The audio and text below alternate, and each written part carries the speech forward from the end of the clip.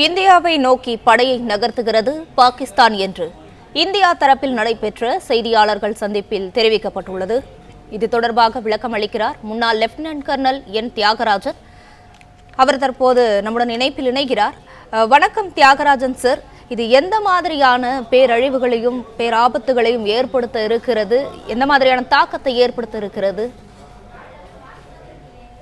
இந்த பேரழிவு அப்படிங்கிறது பாகிஸ்தானுக்கு பொருந்தும். இங்க கொடுத்திருக்கிற அந்த வார்த்தை நம்ம நேற்று நடத்திய தாக்குதல்ல மட்டும் அவங்களுடைய பல மிலிட்ரி இன்ஸ்டாலேஷன்ஸ்ல நம்ம தாக்குதல் பண்ணியிருக்கோம்.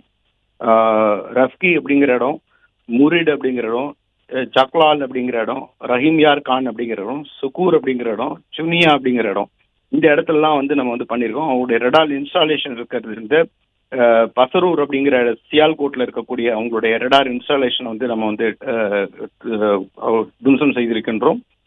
Command and control centre, ammunition depot, technical infrastructure அப்படின்னு சொல்லக்கூடிய அவங்களுடைய முக்கியமாக திட்டமிட்டு போரிடக்கூடிய அந்த இடம் பேர் தான் கமாண்ட் சென்டர்னு பேரு. அவங்களுடைய திட்டமிட்டு போரிடக்கூடிய அந்த கூடத்தை அழிச்சிருக்கோம். அவங்களுடைய ஆயுத கிடங்கு அழிச்சிருக்கோம். Technical infrastructure அழிச்சிருக்கோம். நமது நாடு அவங்க மீது மினிமமான தாக்குதல் தான் இது வரைக்கும் நடத்திட்டு வரோம். ஒரு பெரிய தாக்குதல் இன்னும் நம்ம நடத்தவில்லை. முக்கியமாக அவர்களுடைய இராணுவ தளவாடங்கள், இராணுவ இடங்கள், அதுதான் நம்ம அழிச்சிட்டு வரோம். அவர்கள் மாதிரி பொதுமக்கள் இருக்கக்கூடிய இடம், கோவில், அப்புறம் குருத்வாரா, சர்ச்சு, பள்ளிகள், இதெல்லாம் நம்ம எதுவும் தாக்குதல் நடத்தவில்லை. நாம் ஒரு போர் நீதியை நாம் கடைபிடித்துக் கொண்டிருக்கின்றோம் அப்படின்னு பார்க்கலாம். அது மாதிரி அவர்கள் சொன்ன நம்மளுடைய S-400 சிஸ்டத்தையும், பிரம்மோஸ் பேஸ்டு கிரிட்டிக்கல் இன்ஃப்ராஸ்ட்ரக்சரை நாங்கள் டெஸ்ட்ராய் பண்ணிட்டோம் அப்படின்னு சொன்னாங்க.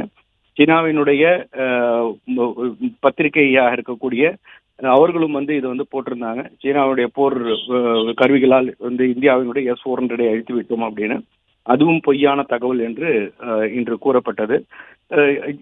இது சொன்னோம்னா பாகிஸ்தான் தன் அழிவை நோக்கி நகர்ந்து கொண்டிருக்கின்றது. பாகிஸ்தானை காப்பாற்றுவதற்கு வேறு வழியும் எங்கேயும் இல்லை. யாரும் உதவுவதற்கும் இல்லை. அது வேறு வழியும் அவர்களிடம் கிடையாது. பிளே ஸ்டோர் மற்றும் ஆப் ஸ்டோரில் இருந்து பாலிமர் செயலியை QR கோடு மூலம் பதிவிறக்கம் செய்யுங்கள். செய்திகளை உடனுக்குடன் பெறுங்கள்.